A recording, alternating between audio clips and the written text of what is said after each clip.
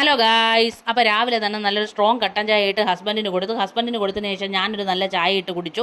പിന്നീട് മുട്ടക്കറിക്കായിട്ടുള്ള മുട്ട ഉപ്പിട്ട് വേവിക്കാൻ വെച്ചു. അതിനുശേഷം സവോളയും തക്കാളിയും പച്ചവളവും കൂടെ ഇട്ട് അതിനൊരു ഗ്രേവി തയ്യാറാക്കി. ഞാനിവിടെ കുറച്ച് തിക്കായിട്ടാണ് ഗ്രേവി വെക്കുന്നത്.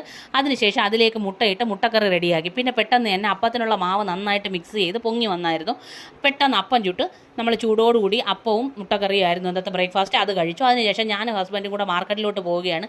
ചിറ്റയും ചിറ്റപ്പനും വന്നതുകൊണ്ട് കുറച്ച് സ്പെഷ്യൽ പർച്ചേസിംഗ് ഉണ്ട്. അങ്ങനെ മീനും പച്ചക്കറിയും പലവ്യഞ്ജന സാധനങ്ങളും സ്പെഷ്യലായിട്ട് ചക്കയും ബീഫുമാണ് വാങ്ങിയത്. അപ്പോൾ ഇത് രണ്ടും വാങ്ങി തിരിച്ചിറങ്ങിയപ്പോൾ ചിറ്റ പപ്പടം വേണമെന്ന് പറഞ്ഞാൽ അതും വാങ്ങി ഞങ്ങൾ ഓട്ടോയിൽ നേരെ വീട്ടിലെത്തിയപ്പോൾ അരി വെന്തതിന് ശേഷം അത് വടിച്ചിട്ടപ്പോഴത്തേക്ക് ഹസ്ബൻഡിന് കഞ്ഞിവെള്ളം വേണമെന്ന് പറഞ്ഞു. അപ്പോൾ പെട്ടെന്ന് തന്നെ ഞാൻ അതിൽ നിന്ന് കുറച്ച് കഞ്ഞിവെള്ളം ഉപ്പിട്ട് ഹസ്ബൻഡിന് കൊടുത്തു.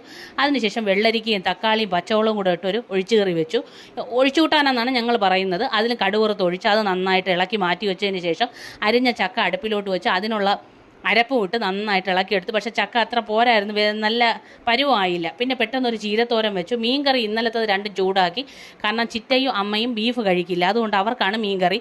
പിന്നെ പച്ചടി വെച്ചു. അവർക്കായിട്ടുള്ള 2 മീൻ കീരിച്ചാള പൊരിച്ചു. അതിനുശേഷം ഈ ബീഫ് ഞാൻ കുറച്ചെടുത്ത് വറുത്തത് മാറ്റിയതിന് ശേഷം അതേ പാത്രത്തിൽ തന്നെ ബീഫ് കറിയും കൂടി അങ്ങ് വെച്ചു.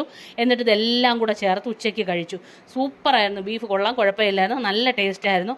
അപ്പോൾ അത് കഴിച്ചു. അത് കഴിച്ചതിന് ശേഷം വൈകുന്നേരം ഒരു ചായ കുടിച്ചതിന് ശേഷം ബീഫ് ഫ്രൈ ചെയ്ത് അതേ പാത്രത്തിൽ തന്നെ ഞാൻ കുറച്ച് ചോറും കറിയിട്ട് അതിൽ തന്നെ കഴിച്ചപ്പോൾ സൂപ്പറായിരുന്നു ഗൈസ്. ബൈ.